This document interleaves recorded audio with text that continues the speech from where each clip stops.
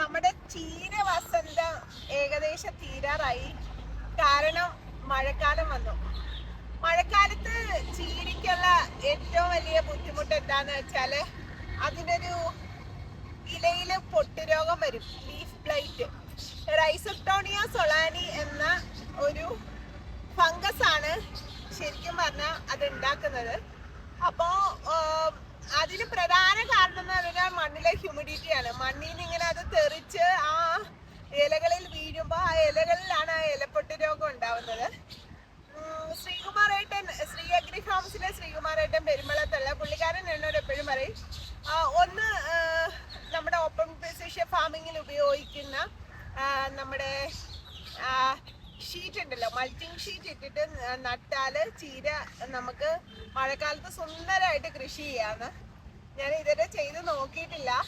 എനിക്ക് ഈ mulching sheet ഇടാൻ ഒരു ചെറിയ വിമുഖതയുണ്ട് മാനസികമായിട്ട്.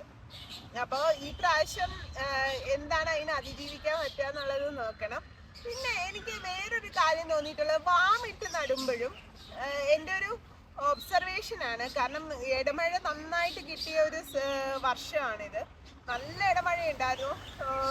ഏകദേശം ഒരു ഏപ്രിൽ മാസം മുതൽ എനിക്ക് തോന്നുന്നു വിഷു മുതൽ തന്നെ നമുക്ക് ഇടമഴയൊക്കെ കിട്ടി തുടങ്ങി.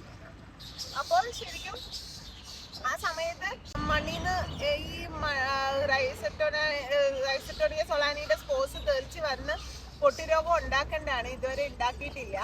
അപ്പോൾ വാമ അതിനൊരു പ്രതിരോധശേഷി കൊടുക്കുന്നുണ്ടോ എന്നുള്ളൊരു സംശയമുണ്ട്. നമുക്ക് നോക്കാം, മൺസൂണിൽ ഒന്ന് നട്ട് നോക്കട്ടെ. പിന്നെ അമിതമായിട്ടുള്ള വെള്ളത്തിൻ്റെ മഴത്തുള്ളിയുടെ വീഴ്ചയും ഇതിൻ്റെ ഇല വളരെ മൃദുലമായതുകൊണ്ട് അതൊരു പ്രയാസമാണ് ഇതിന് താങ്ങാൻ. എന്തായാലും ഈ പ്രാവശ്യത്തെ ചീരയുടെ ഈ കൃഷി കഴിഞ്ഞിട്ട് നമുക്കൊന്ന് നോക്കാം. അല്ലെങ്കിൽ പിന്നെ നമ്മുടെ മഴമറയിൽ ചെയ്യണം ചീര കൃഷി. സ്നേഹം, സന്തോഷം, നന്മകൾ.